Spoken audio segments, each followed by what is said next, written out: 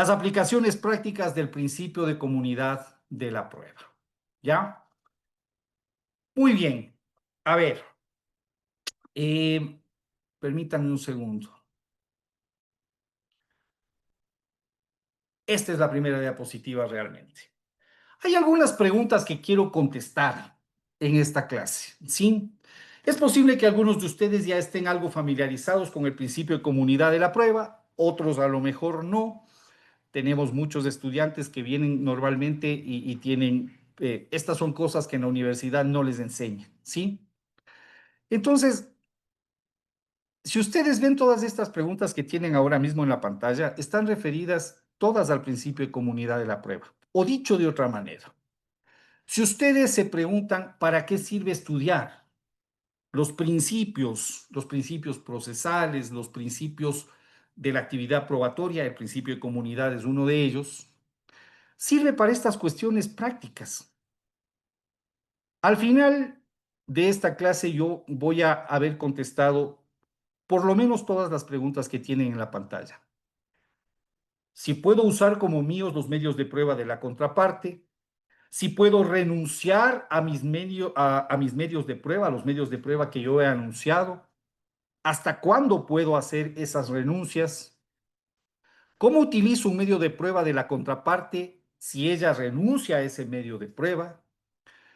Y ya que el principio de comunidad de la prueba habla de que los medios de prueba son del proceso, pertenecen al proceso, no pertenecen a las partes, vale la pena que nos preguntemos desde qué momento procesar los medios de prueba son ya del proceso.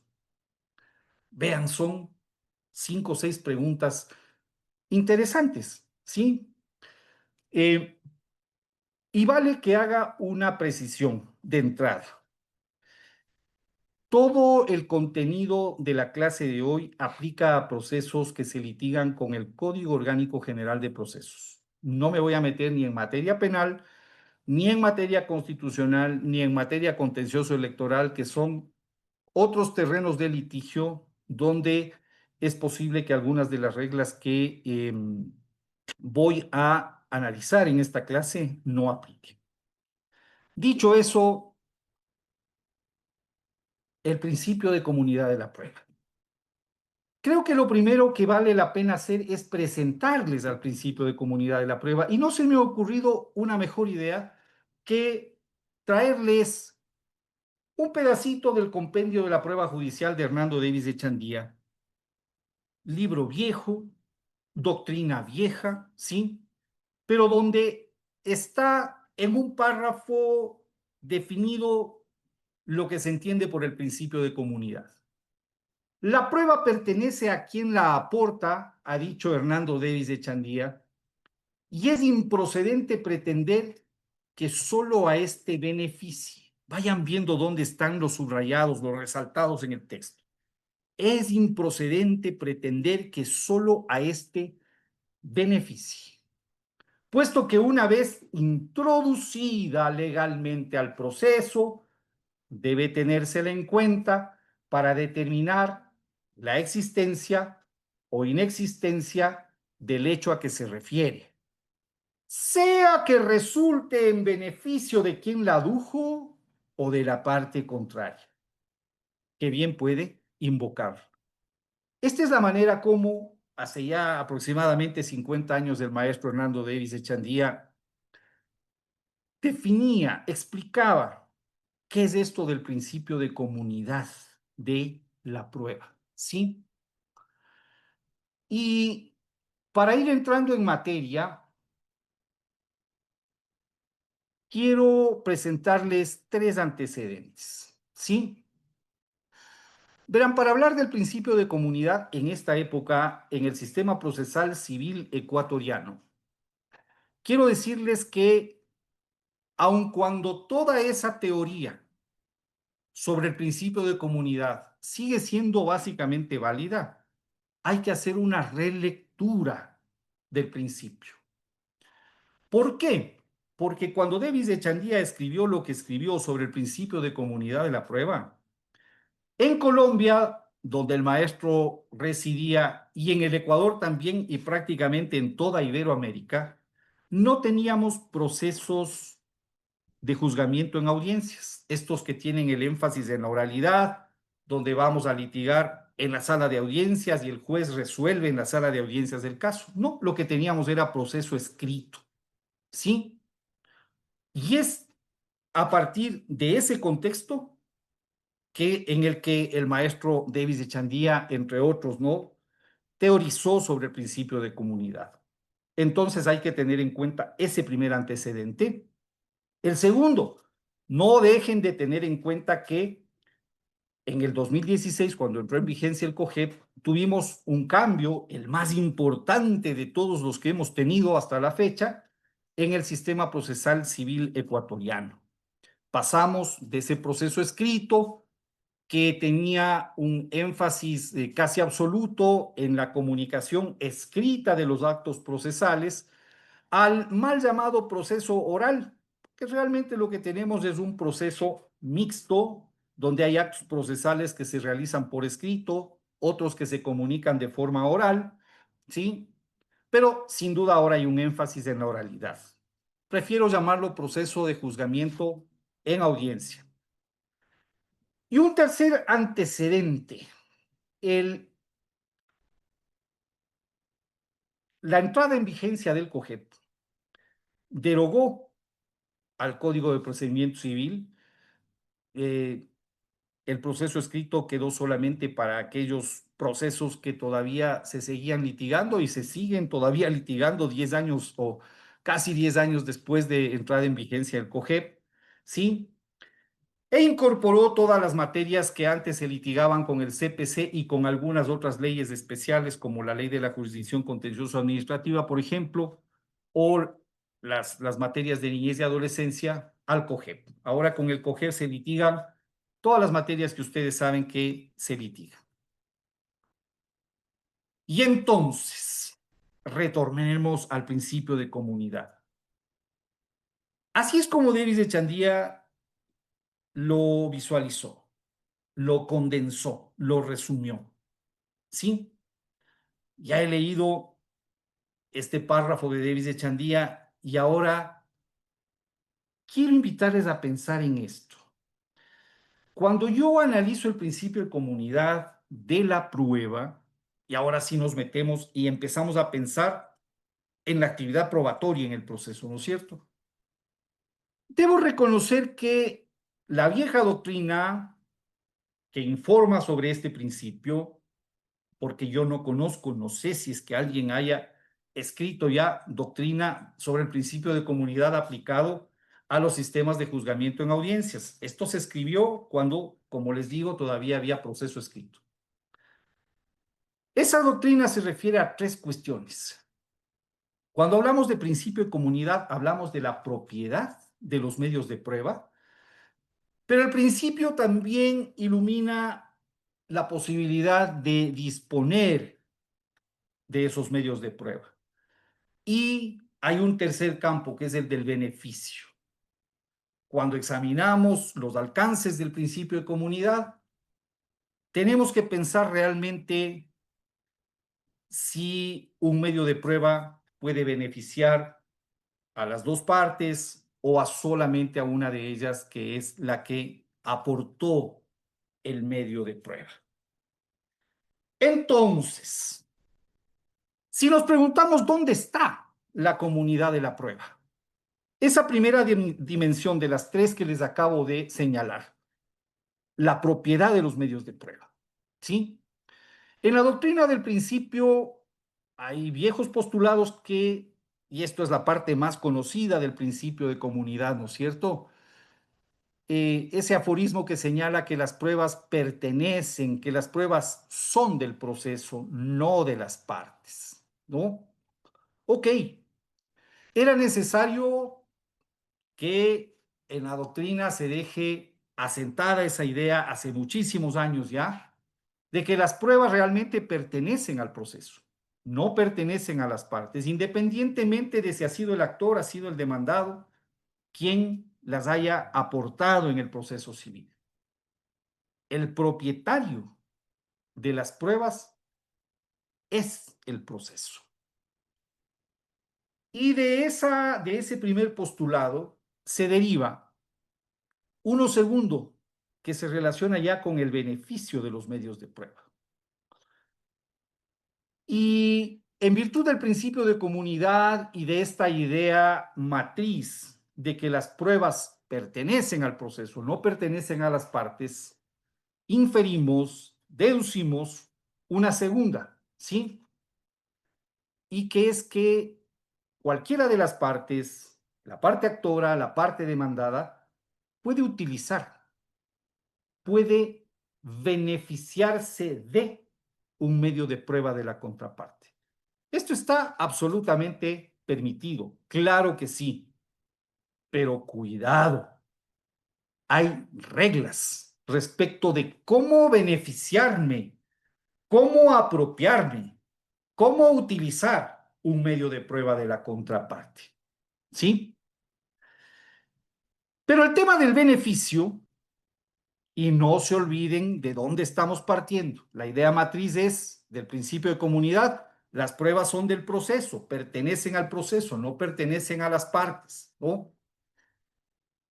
No solamente que el actor o el demandado pueden beneficiarse de los medios de prueba de la contraparte, sino que el juez puede sacar conclusiones que beneficien o no a la parte que aportó el medio de prueba.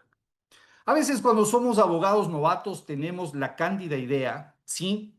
De que si aportamos un medio de prueba, ese medio de prueba nos pertenece y la contraparte no puede utilizarlo en su favor y el juez tampoco puede sacar conclusiones perjudiciales a partir de la información que le entregamos con ese medio de prueba. Esa es una idea ilusa, es una idea cándida, dos veces equivocada, porque tanto la contraparte puede utilizar y beneficiarse de mis medios de prueba, utilizarlos como si fueran propios si quiere, como también el juez, el momento en que presencia la práctica de mi medio de prueba, no necesariamente puede sacar o debe sacar conclusiones favorables. Puede sacar también, puede inferir también el momento de valorar la prueba de la información que le estoy entregando al practicar mi medio de prueba, conclusiones que me perjudiquen. ¿Sí? Entonces, vean, partimos de esta dimensión de la propiedad, las pruebas pertenecen al proceso, no a las partes, y empezamos a sacar las derivaciones de esa idea. Y estas dos primeras tienen que ver con la posibilidad de beneficiarse de los medios de prueba de la contraparte y de que el juez saque conclusiones que me benefician o no me benefician. Y hay una tercera dimensión, la de la disponibilidad. Volvemos a partir de la idea matriz del principio. Las pruebas son del proceso, no son de las partes, ¿no?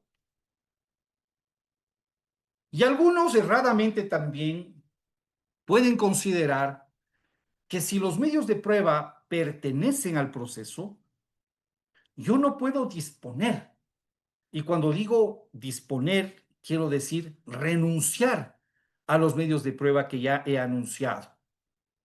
Bueno, se puede, pero hay que saber también por qué se puede.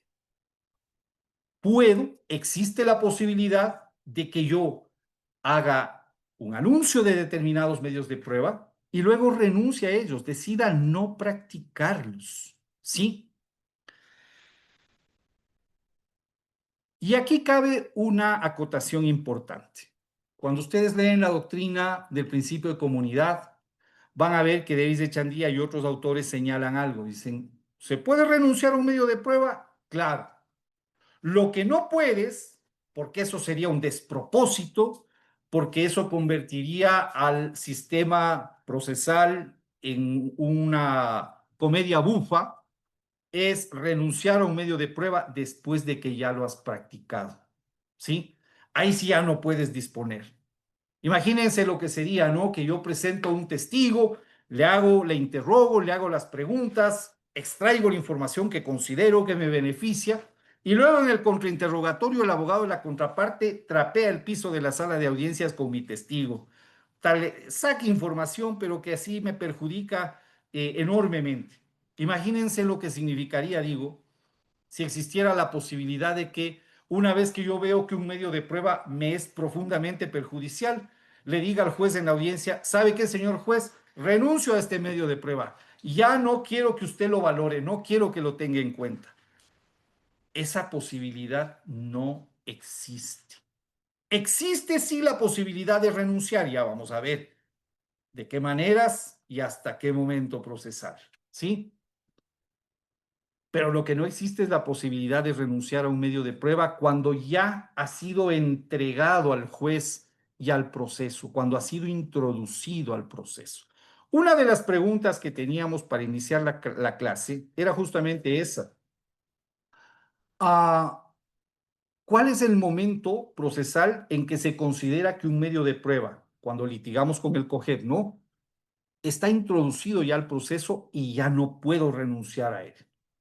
Y la respuesta, aunque puede parecer obvia para algunos, no es tan obvia. Realmente eso ocurre solamente después de que lo he practicado. ¿Y cuál es el momento y el lugar en que se practican los medios de prueba? En el sistema COGEP, en la audiencia única o en la audiencia de juicio, cuando llegamos ya a la fase de práctica de la prueba. ¿Sí? Después de que he practicado de manera oral en audiencia, puede haber sido también una audiencia obtenida como diligencia preparatoria, puede haber sido también un testimonio anticipado, ¿sí? Ese es el momento en que un medio de prueba realmente es ya del proceso, está introducido, se ha incorporado al proceso, ¿sí? Hasta tanto está en el expediente nomás. Y no se vayan a confundir, por favor, entre estos dos conceptos que son distintos, proceso y expediente. Porque en el sistema COGE usted puede tener un montón de medios de prueba, por ejemplo, documentales, por ejemplo, informes periciales, que estén incorporados en el expediente, desde la demanda, desde la contestación de la demanda, por ejemplo. Pero eso no quiere decir que están introducidos o incorporados al proceso. Solo se incorporan al proceso después de que han sido practicados. Algunos erróneamente consideran que si un medio de prueba ha sido ya admitido por el juez, es decir, en fase de admisibilidad, el juez ha verificado que el medio de prueba aparentemente es pertinente, conducente, útil, lícito, listo, ya está, pero no está, porque existe la posibilidad todavía de renunciar a un medio de prueba durante la fase de práctica de la prueba. Yo puedo tener un documento, puedo tener un informe pericial y por mi estrategia durante la audiencia, yo voy viendo cómo van las cosas, decido no practicar ese medio de prueba. Decido no introducir esa información, esos datos, porque eso es practicar un medio de prueba, ¿no? Introducir información al proceso. Entonces, el medio de prueba puede estar perfectamente admitido, pero no, eso no quiere decir que haya sido incorporado al proceso. Sí, está en el expediente, el informe pericial, por ejemplo, puede estar ahí. Lo incorporé con la demanda, lo incorporé luego porque el juez nombró el perito, no importa. Está en el expediente, pero no está en el proceso todavía. Los que quieran entender la diferencia, tenemos en la ley la definición de expedientes, tanto físico como electrónico. Revisen el artículo 114 y el 115 del COGEP. Definición de proceso no tenemos en la ley. Ahí sí hay que ir a la doctrina, ¿sí? Bien, en resumen y para terminar esta primera parte de esta linda clase que he preparado para ustedes. Cuando hablamos del principio de comunidad de la prueba, hablamos de que una parte en el proceso civil, cualquiera, la parte actora o la parte demandada, puede beneficiarse de un medio de prueba de la contraparte. Y no se olviden que parte de esta dimensión del beneficio es también saber que el juez puede valorar un medio de prueba a favor o en contra de quien lo aportó. Y en tercer lugar, existe la posibilidad de disponer de renunciar a los medios de prueba que se han anunciado. Incluso, incluso en fase de práctica de la prueba. ¿Sí? Voy a hablar en la segunda parte de la clase, voy a profundizar en esto, pero esta era la introducción. Quería darles algunas ideas de estas, ¿sí? Y entonces, ahora me voy a tomar 2 minutos, porque este es el propósito también de las masterclasses, para recordarles algunas cosas. La primera que les quiero recordar es: no se olviden de poner en la sala de Zoom su nombre y su apellido para que puedan participar en el sorteo de este libro, que es uno de mis libros amados, Los ensayos críticos sobre el COGEB, el tomo 1. Sí, es un libro que ha corrido con muy buena fortuna. Estoy muy agradecido del Foro Jurídico Ecuatoriano por todo lo que me ha dado. Todavía esta semana, casi no hay semana en donde algún colega en mis redes sociales no me haga llegar algún comentario sobre cómo sigue sirviendo todavía el libro para entender algunos capítulos de la doctrina procesal civil, y sobre todo para poder mejorar la calidad del litigio. Gracias por eso. Gracias por todos los mensajes cariñosos y bondadosos que me hacen llegar sobre mi libro. Pongan entonces su nombre y apellido. No se olviden también que quienes se queden hasta el final, vamos a terminar a eso de las 9 de la noche, no vamos a extendernos hasta la medianoche, no vayan a pensar que somos tan indelicados. Vamos a sortear también una beca para uno de nuestros próximos cursos. Me han pedido el equipo que, déjenme un segundito, tengo que ubicar lo que les quiero compartir primero. Sí, acá lo tengo. Ya está acá. El día lunes de la próxima semana estamos iniciando un lindo curso, un curso que ya llega a su segunda edición, corregido y mejorado. Esta vez hemos conseguido inclusive una planta docente extraordinaria, ¿sí? Y es un curso sobre prueba electrónica en el proceso civil y penal. Empieza el lunes, va a durar hasta el jueves, la modalidad es 100% online, ¿sí? Y para quienes vinieron a la masterclass, tenemos esta oferta especial. Solo por el día de hoy y hasta el día de mañana, ¿sí? Vamos a tener este precio que ustedes ven en la pantalla. Este curso de prueba electrónica, bueno, hablar de prueba electrónica es hablar de uno de los temas más actuales del derecho procesal y de la prueba en general, ¿sí? Eh, en este curso vienen 4 docentes realmente extraordinarios. Todos estuvieron ya en la primera edición que hicimos hace un poco más de un año de este programa. Enrique Ferrusola es posiblemente el mejor perito, si no está, debe estar en el top 3 más o menos de los peritos informáticos que yo conozco aquí en el Ecuador.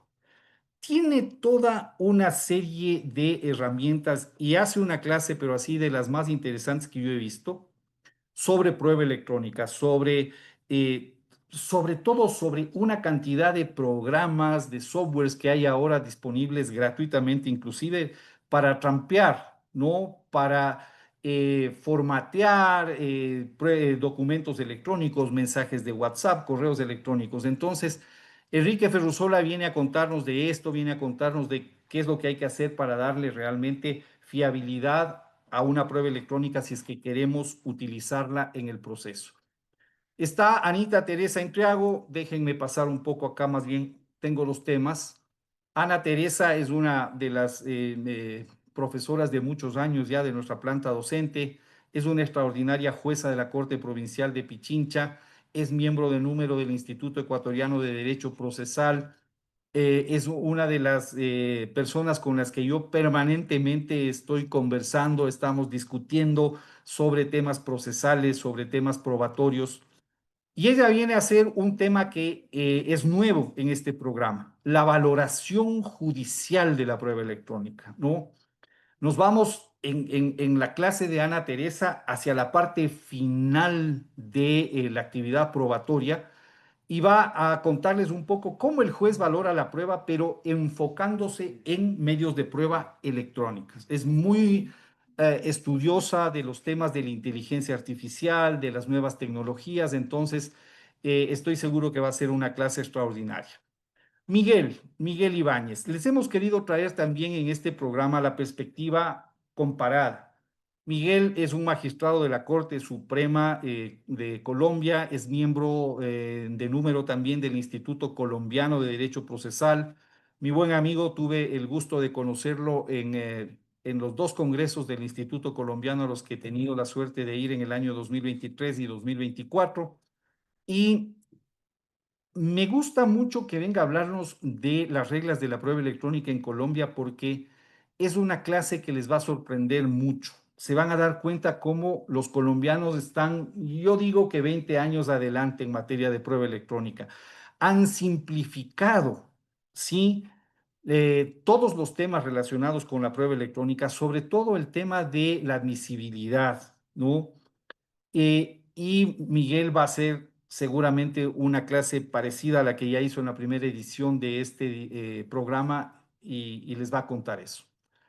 Y está finalmente Nino Casanelo. Este es un programa para civilistas y para penalistas. Nino es un joven, brillante abogado guayaquileño, penalista de cepa, ¿no? Y también otro de los muy apasionados y curiosos de los temas relacionados con inteligencia artificial, las nuevas tecnologías. Él va a hacer una clase sobre la prueba electrónica, pero enfocada solamente en el proceso penal. Entonces, eso es. Gracias por soportarnos esto. Ya me estoy yendo de gana Y vamos a continuar ahora con el contenido de lo que viene a continuación, la segunda parte de la clase. ¿Sí? A ver, me encontré este viejito calvo que me gustó para traerlo aquí a esta diapositiva y decirles que hay algunas preguntas interesantes, algunas de las cuales ya estaban al principio de la clase, que les ofrecí responder. Y aquí vienen algunas más que estoy seguro que les van a interesar. A ver, no se olviden. Ay, no sé por qué se me están yendo las diapositivas de 10 en 10. Ahí estoy. ¿Ya? A ver, no se olviden los antecedentes. Los medios de prueba son del proceso. Yo me puedo beneficiar de los medios de prueba de la contraparte. El juez puede sacar conclusiones que me benefician o me perjudican, ¿sí? De los medios de prueba que yo he aportado. Y la última dimensión del principio es la disponibilidad. Yo puedo renunciar a los medios de prueba, ¿sí? Entonces, si yo hago esta pregunta, que es la primera que tienen aquí en esta diapositiva, ¿puedo anunciar directamente en audiencia un medio de prueba de la contraparte? Sí. Esta es una pregunta cuya respuesta puede venir tanto de la ley, pero también de la doctrina, y en este caso del principio de comunidad. La respuesta es absolutamente no. Esta es una regla de oro. Todos los jueces que dirigen audiencias COGEP, todos los abogados que litigan audiencias COGEP, no pueden olvidar esto. Lo venimos diciendo desde el 2016 en que empezamos a litigar con el COGEP, pero nunca falta el colega astuto, hábil, que intenta introducir medios de prueba directamente en audiencia. Yo he contado a veces a mis alumnos anécdotas que llevo, ¿no? Y que no se terminan nunca, de abogados que han intentado introducir medios de prueba, incluso en el alegato final. A mí me ha pasado así que de las formas aparentemente más cándidas, como quien no dice nada, casi no se nota, ¿no? El rato menos pensado aparece algún documento por ahí en mitad de un alegato final, imagínense, ¿no? Bueno, no se puede introducir. No puedo anunciar y peor, intentar practicar medios de prueba documentales, periciales, cualquiera. Sobre todo ocurre con prueba documental, ¿sí? Directamente en audiencia. Ni medios de prueba míos y tampoco los medios de prueba de la contraparte. No es que porque la contraparte, digamos que era el demandado, introdujo en la contestación de la demanda un documento a título de medio de prueba, yo ya puedo usarlo libremente porque ya está en el proceso. No está en el proceso, está en el expediente, ¿no? Y no se olviden que la regla está en el artículo 159 del COGEP, que nos recuerda que la prueba que no se anuncie no puede ser introducida en audiencia. Lean el artículo 159 del COGEP. Ahí en la parte final del 159 van a encontrar esta regla. Sí, está en la ley. Si usted no anunció, no puede practicar un medio de prueba. Ahora, ¿cómo me apropio? ¿Cómo hago míos los medios de prueba anunciados por la contraparte? Recuerden que en virtud del principio de comunidad, sí, yo me puedo beneficiar de los medios de prueba de la contraparte. Los puedo utilizar como míos. Y la regla, otra vez, está en este pedacito del artículo 159 que tienen en la pantalla. Porque de esta misma regla se infiere la respuesta de esta segunda pregunta. ¿Cómo hago míos los medios de prueba anunciados por la contraparte? Los tengo que anunciar, ¿sí? Los tengo que anunciar. Y aquí quiero hacer un brevísimo paréntesis para recordarles algo que es de vital importancia. Ningún abogado, ninguna abogada, ningún estudiante de derecho cuando ya sea abogado y esté ejerciendo la profesión puede olvidarse, ¿sí? La importancia que tiene conocer bien, conocer a fondo y en algún momento, espero que de memoria inclusive, cuáles son los momentos procesales oportunos determinados en el Código Orgánico General de Procesos para hacer anuncios probatorios. ¿Sí? Esas son herramientas de litigio. Siempre les digo a mis alumnos eso. Usted tiene que saber muy bien cuándo puede y cuándo ya no puede anunciar medios de prueba. Vamos a poner ejemplos.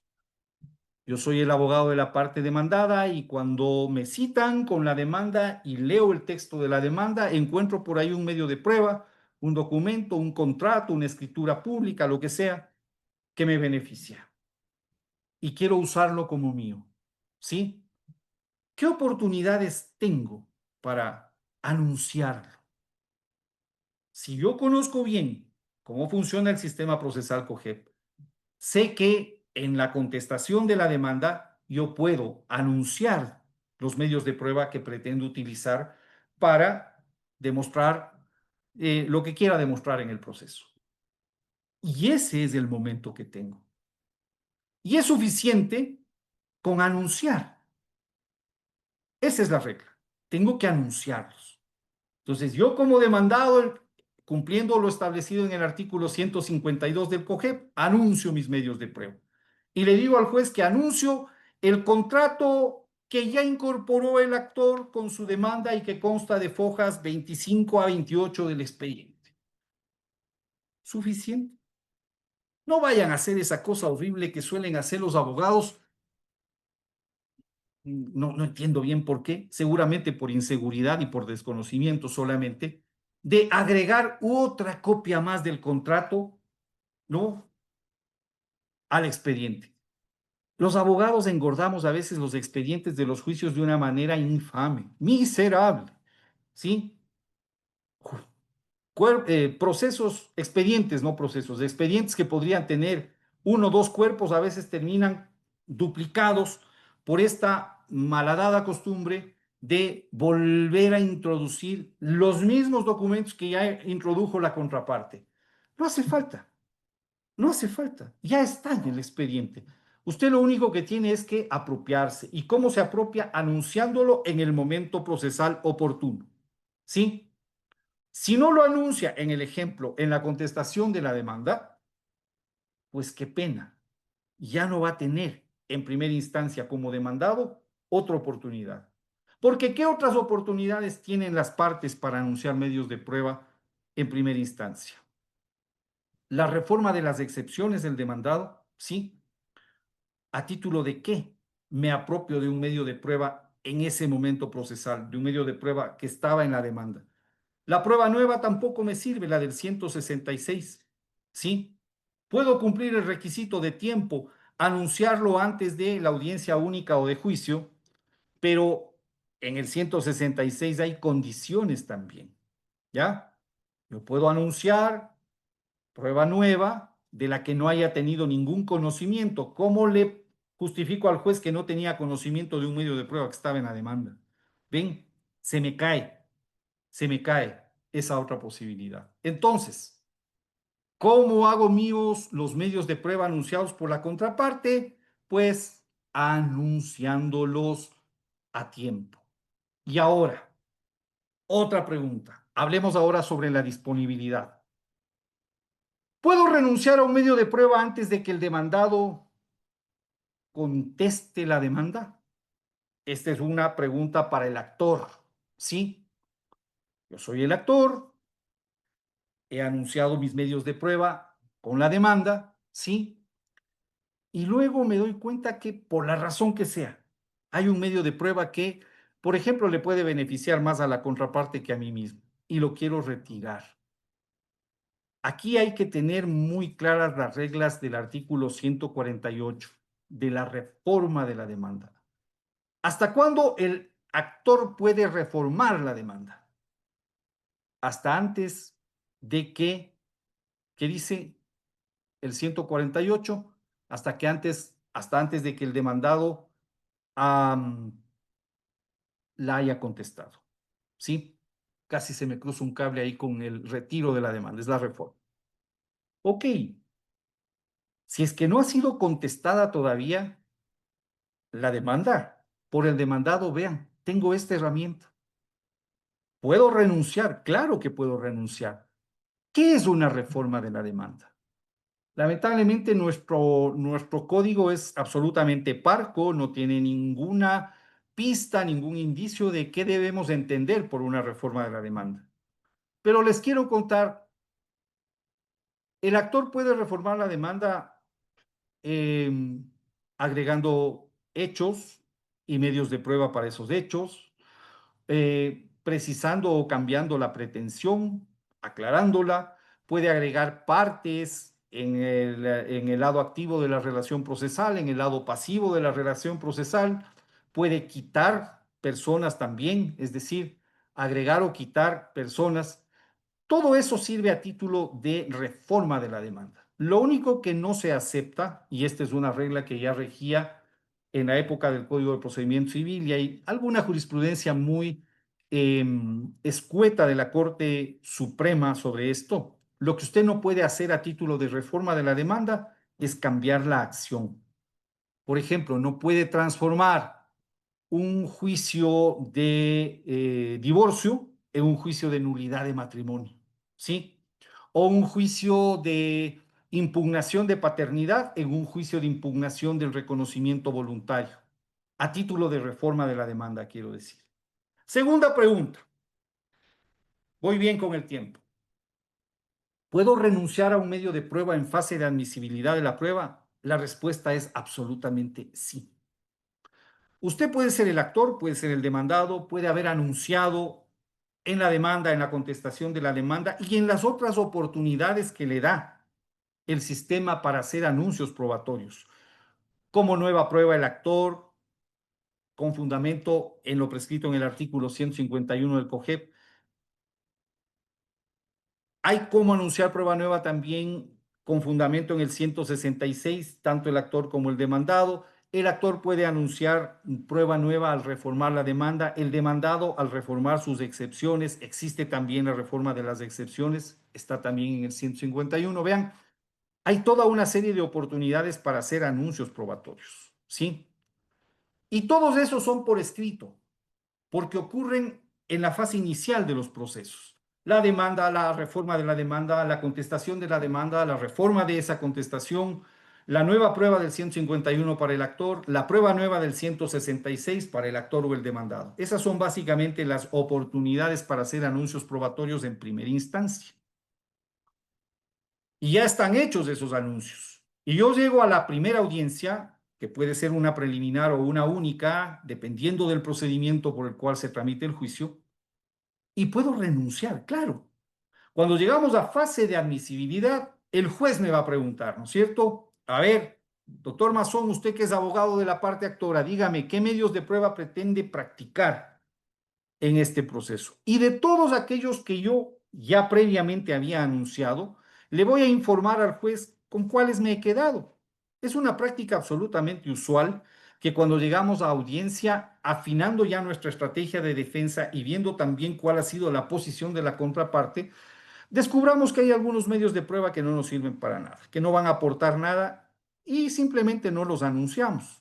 No hace falta renunciar expresamente, decir, yo le anuncié este y este otro y renuncio. No, es suficiente con no anunciarlos, ¿sí? No hay ninguna regla que obligue a renunciar expresamente.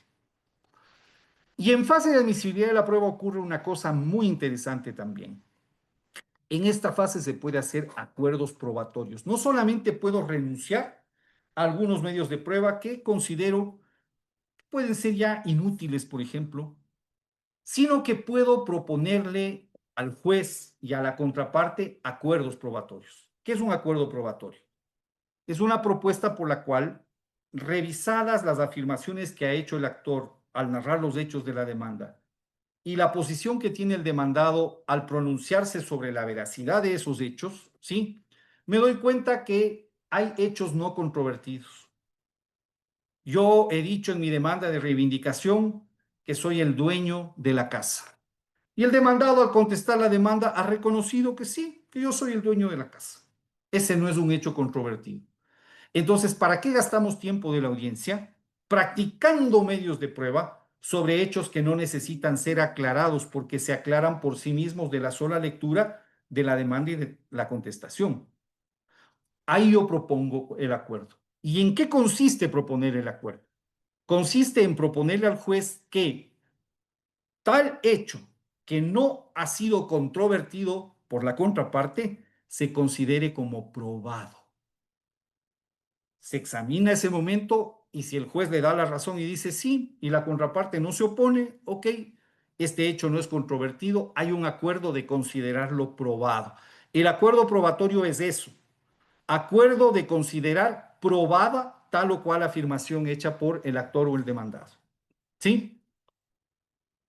Y ese hecho ya no necesita, los medios de prueba con los cuales yo pretendía acreditar esa afirmación ya no necesitan practicarse. Entonces, este es un caso especial, el de los acuerdos probatorios, donde hay hechos que se consideran probados que ya ingresan directamente al proceso en fase de admisibilidad de la prueba. Y en esta fase entonces yo puedo renunciar. ¿Y qué pasa? Esta es otra cosa interesante que ocurre aquí. ¿Qué pasa si yo era el demandado y pretendía beneficiarme de un medio de prueba del actor, pero no lo anuncié? Y en la audiencia el actor me renuncia. Yo no puedo a título de principio de comunidad de la prueba, como he visto hacer algunos colegas, quejarse en la audiencia y decir, ay, pero es desleal, es una afrenta al principio de buena fe y lealtad. El abogado de la contraparte ya había anunciado, ya había introducido, suelen decir, ¿no? Ese medio de prueba y yo pretendía beneficiarme y lo iba a anunciar directamente ahora en la audiencia. Doble error, ¿sí? Tenías que haberlo anunciado en el momento procesal oportuno.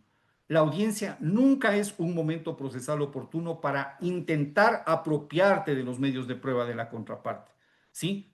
Porque no se puede introducir medios de prueba directamente en audiencia. Por ahí empezamos esta noche. No se olviden, la regla está en el 159 del COGEP, ¿ya?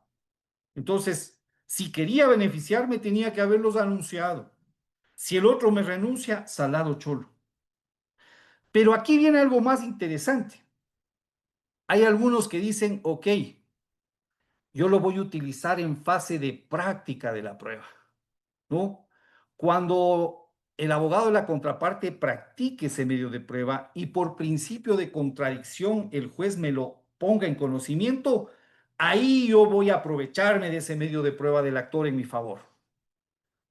¿Y qué pasa si el actor le renuncia al medio de prueba en fase de práctica de la prueba? Es que no puede hacer eso, pues el medio de prueba ya fue admitido, ya es del proceso. No. Ahora se entiende mejor lo que les decía en la primera parte de la clase. No por haber sido admitido, el medio de prueba ya está incorporado al proceso. Tiene que ser practicado. Y yo todavía, sí, es mi medio de prueba el que yo introduje, puedo renunciar. Todavía no es del proceso. Todavía puedo disponer. Puede haber algún juez ahí un poco desinformado que intente obligarme a practicar un medio de prueba. ¿Sí? Documental. ¿Cómo se practica la prueba documental? ¿Sí? Se practica leyendo la parte pertinente. Bien. Puedo leer una palabra de un documento. Pero más divertido es pensar qué pasaría si un juez nos intenta obligar a practicar un medio de prueba testimonial. Una vez un alumno me decía eso, ¿no? ¿Y qué pasa si yo ya anuncié el testigo y el juez me dice, no, pues ya lo admitimos al testigo y ahora sea serio, tiene que interrogar al testigo, ¿no? Yo le decía, bueno, fácil, le pregunto si le gusta el encebollado. ¿Y eso qué tiene que ver con el juicio de reivindicación que estamos litigando? El abogado de la contraparte seguramente va a saltar y va a decir, objeción, señor juez, pregunta impertinente. Y entonces yo le voy a decir, no tengo más preguntas, señor juez. Listo, ya le interrogué. O el juez me tiene que obligar también a hacer las preguntas que él cree que debo hacer o que el abogado de la contraparte cree que debo hacer. Y súmenle a eso otra cosa. ¿Sí? Aunque esto es un poco debatido, pero por regla general, en los contrainterrogatorios solo se puede preguntar sobre los temas que han sido materia del interrogatorio.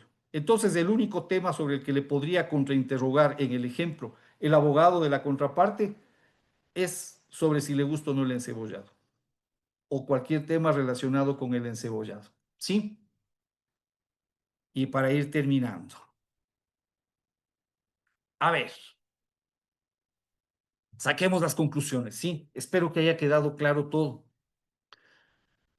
Usted, no se olvide de eso, no puede anunciar un medio de prueba de la contraparte directamente en audiencia. Ese es un mal entendimiento del principio de comunidad. El abogado que llega a la audiencia y dice, por principio de comunidad, en fase de admisibilidad, donde uno anuncia los medios de prueba que va a practicar, ¿no? Me apropio, hago mío, anuncio tal o cual medio de prueba, está equivocado. No puede introducirlos directamente en audiencia nunca. Segunda conclusión, si quiere hacer suyo un medio de prueba, no se olvide, tiene que anunciarlo en el momento procesal oportuno y cumpliendo las condiciones establecidas en las leyes procesales. Usted tiene que saber muy bien cuáles son los momentos procesales oportunos para anunciar medios de prueba y cuáles son las condiciones o requisitos, porque algunos de esos momentos tienen condiciones, ¿sí? Y en tercer lugar, usted puede renunciar a sus medios de prueba en distintos momentos procesales. No es que porque los medios de prueba son del proceso, usted no puede renunciar. Ya el proceso se apropió. El proceso solo se apropia de los medios de prueba cuando usted los ha practicado de manera oral en audiencia o son fruto de un acuerdo probatorio. Entonces, hay varios momentos procesales en donde usted puede renunciar. Antes de la contestación de la demanda, el actor, reformándola. En fase de admisión de los medios de prueba, cualquiera de las partes, no anunciando los medios de prueba que habían anunciado primero por escrito. E incluso en fase de práctica de la prueba. ¿Cómo hace eso? No practicándola. ¿Sí? es una renuncia. Yo he hecho eso muchísimas veces, ¿sí? El otro día en la última audiencia que tuve, lo volví a hacer. Puedes, tienes una parte demandada, por ejemplo, conformada por tres personas y habías pedido para todas la declaración de parte. Y haces la primera declaración de parte y obtienes todo lo que necesitabas. ¿Para qué perder el tiempo y desgastarle al juez interrogando a los otros dos demandados que te van a decir básicamente lo mismo que te dijo el primero? Renuncias y no ha pasado absolutamente nada. ¿Sí? Entonces, esa era la clase que les había preparado sobre el principio de admisibilidad de la prueba.